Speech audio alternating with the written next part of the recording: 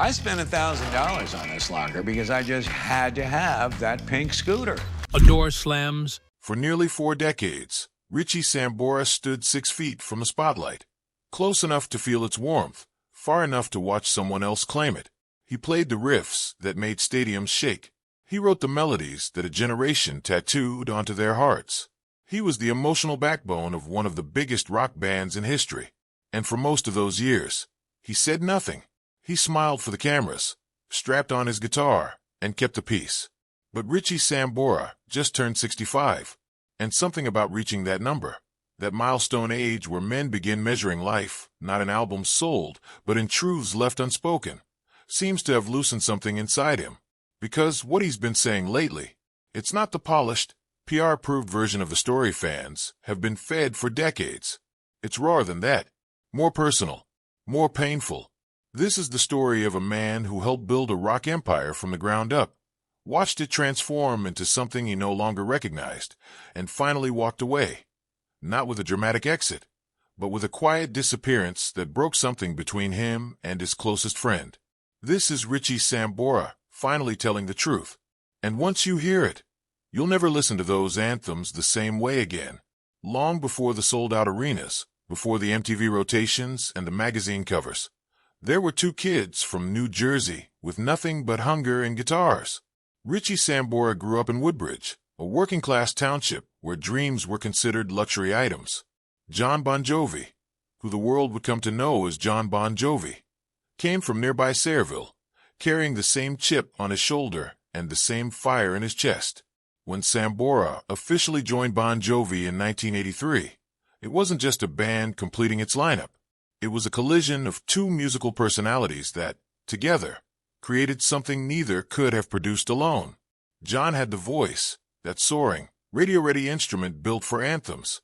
Richie had the soul, a bluesy, instinctive guitar style rooted in emotion rather than technical showmanship. Where John projected confidence and swagger, Richie brought depth and warmth. Their chemistry wasn't manufactured. It was real, and audiences felt every bit of it. The early years were genuinely brotherly. They shared vans, shared stages, shared ambitions, playing clubs across New Jersey and slowly crawling their way up from dive bars to theaters to arenas. They developed a kind of bond that only forms when 2 people are grinding side by side toward the same impossible dream. Those who were around them in those years consistently describe a genuine friendship. 2 men who pushed each other creatively, who laughed easily, who trusted completely. And musically, what they built together was extraordinary. Albums like Slippery When Wet and New Jersey didn't just produce hit singles. They became cultural touchstones. Livin' on a Prayer, Wanted Dead or Alive, Bad Medicine, I'll Be There For You. These weren't just songs. They were generational anthems. And if you listen closely to any of them, you hear 2 voices in conversation, John's vocal melody up front, and Richie's guitar answering back from just behind, adding layers of feeling that the words alone couldn't carry. What most casual fans never fully appreciated was the degree to which Sambora was an architect of that sound. His talkbox solo on Livin' on a Prayer became one of the most iconic moments in rock history. His harmonic instincts shaped the emotional texture of songs that seemed simple on the surface, but were quietly sophisticated underneath. He wasn't just a guitarist playing parts. He was a co-author of a band's musical identity. But fame does something to structures. It clarifies them. And as Bon Jovi grew from a New Jersey band into a global phenomenon, a hierarchy quietly solidified, one that had never been formally discussed but became impossible to ignore. John Bon Jovi became the face of the brand. His name was, literally, the name on the marquee. His image fronted the album covers. His interviews shaped the narrative. That part was always inevitable. That's simply how the rock industry works. Frontmen get the spotlight, but what began as a natural consequence of fame gradually evolved into something more, a systematic repositioning of everyone else in the band as supporting cast. Sambora, for his part, didn't immediately protest. He was loyal to a fault, committed to the music, and, by his own later admission, inclined to keep the peace rather than demand recognition. But internally, the shift was being registered. Co-writing credits, creative input, decisions about the band's direction. Over time, These conversations seemed to flow through fewer and fewer voices. And increasingly, the voice that mattered most was the one with his name on the building. What makes this story particularly painful isn't anger or betrayal in any dramatic sense. It's something quieter and more corrosive. The slow erosion of a person's sense of worth within a space they helped create. Sambora has described the experience of sitting in rehearsals and studio sessions where his ideas were heard but not absorbed, of offering perspectives that were acknowledged and then quietly set aside, of watching decisions get made and feeling like his presence at the table was more ceremonial than functional. He kept showing up. He kept playing. He kept delivering, night after night, one of the most distinctive guitar performances in mainstream rock. But the emotional distance between what was visible on stage and what was felt behind closed doors was growing wider with every year. Compounding the professional friction was a series of deeply personal struggles that Sambora faced largely without the support structure he might have hoped for from his bandmates. His marriage to actress Heather Locklear, which had been one of Hollywood and rock's most high-profile unions, ended in divorce. The emotional fallout was significant. He was a father to a young daughter, Ava, and the dissolution of his family unit hit him in ways that fame and success provided no insulation against. On top of that, he was navigating well-documented struggles with addiction, a battle that is always complex and consuming, but especially so when you're expected to perform at the highest level every single night in front of tens of thousands of people. What Sambora has revealed in recent interviews is that during this period, when he was arguably most vulnerable, the environment within the band offered little in the way of genuine compassion. The machine had to keep moving. Chores were scheduled. Records had to be made. Obligations had to be met. The business of Bon Jovi had become, in his words, just that, a business. And businesses aren't built to accommodate human fragility. He didn't feel abandoned in any single dramatic moment. It was more subtle than that. It was the accumulation of small signals, the unreturned emotional investment, the sense that his struggles were an inconvenience rather than a concern, the growing feeling that the brotherhood he believed in for 2 decades had somewhere along the way become transactional. He was present physically but increasingly invisible in every way that actually mattered. In April of 2013, Richie Sambora did not show up to a Bon Jovi concert in Calgary. The official statement said personal reasons. No timeline, no elaboration, no goodbye. What followed was one of the strangest and most quietly devastating chapters in rock history. Not because of what was said, but because of what wasn't. No public argument, no tearful press conference, no statement of resignation. Sambora simply wasn't there one night. And then he wasn't there the next night, and eventually the band moved on, replaced him with guitarist Phil X, and continued touring as though 30 years of shared history could be cleanly stepped around. The part that cut deepest, according to Sambora himself, was not the departure. It was the silence that followed it. He has spoken candidly about finding out through the internet that a replacement had been hired, not through a phone call from John, not through any conversation with management, through the same channels available to any fan with a smartphone. After 3 decades of building something together, after co-writing the songs, after sharing the stages, after being each other's closest creative partners, there was no conversation, just absence filling in where words should have been. It was like I disappeared, Sambora said, and nobody even called. That sentence carries the weight of everything. It isn't rage. It isn't a call for sympathy.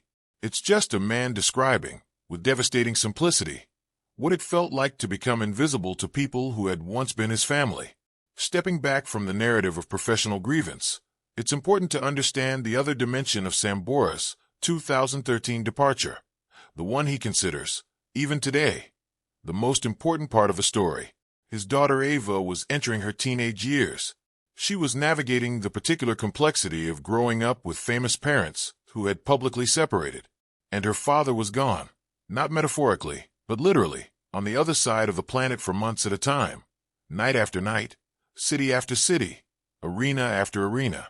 The relentless machinery of a global rock tour doesn't pause for a daughter who needs her father present. Sambora has been remarkably consistent on this point across multiple interviews. Whatever the professional grievances were, whatever the emotional injuries sustained within the band, The most important factor in his decision to step away was Ava.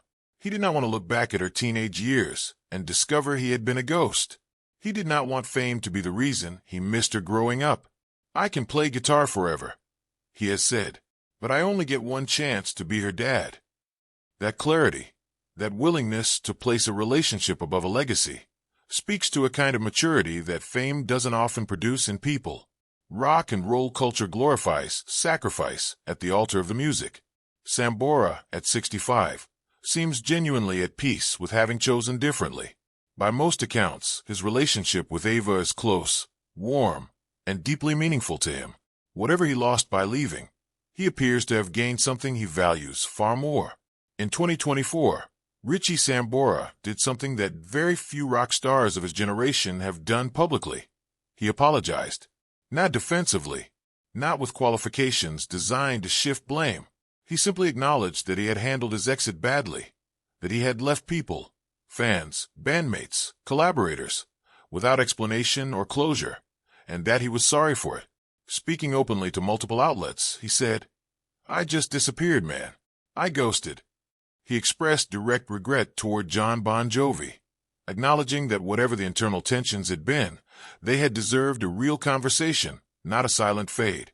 What made this apology resonate so powerfully was its lack of performance. There was no press tour, no album to promote, no obvious strategic motivation. He was simply a 65-year-old man, deciding that the truth was worth more than the carefully maintained silence of the previous decade.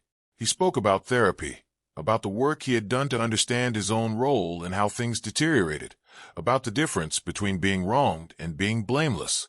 He acknowledged feeling creatively sidelined and emotionally unheard, but he also acknowledged that he could have communicated that directly instead of simply disappearing. "I should have talked to John," he said. "I should have explained it better." That combination of calling out genuine dysfunction while simultaneously owning his own choices is far more honest than the narrative most artists in his position would offer. Jon Bon Jovi, for his part, has remained characteristically measured in his responses. He has not publicly accepted or rejected the apology in dramatic terms. He has spoken about the band's history with evident respect and moved forward without bitterness. Facing his own health battles involving vocal cord damage, Jon has clearly entered a phase of his life defined more by reflection than by performance. At 65, Richie Sambora isn't trying to rewrite history. He isn't positioning himself for a triumphant return or attempting to diminish what Jon Bon Jovi built. What he is doing, quietly, consistently, without spectacle, is telling the truth about what it cost him to be part of something extraordinary. He co-wrote some of the most beloved rock songs of the 20th century. He delivered performances that moved millions of people on every continent. He was, by any honest assessment, as essential to Bon Jovi's greatness as the man whose name adorned every marquee. And for much of that journey, he was undervalued. Not cruelly, perhaps, but consistently enough that it hollowed out the brotherhood he had believed in. He left. He paid the price. He built a quieter life, one built around his daughter, his healing, and music made on his own terms.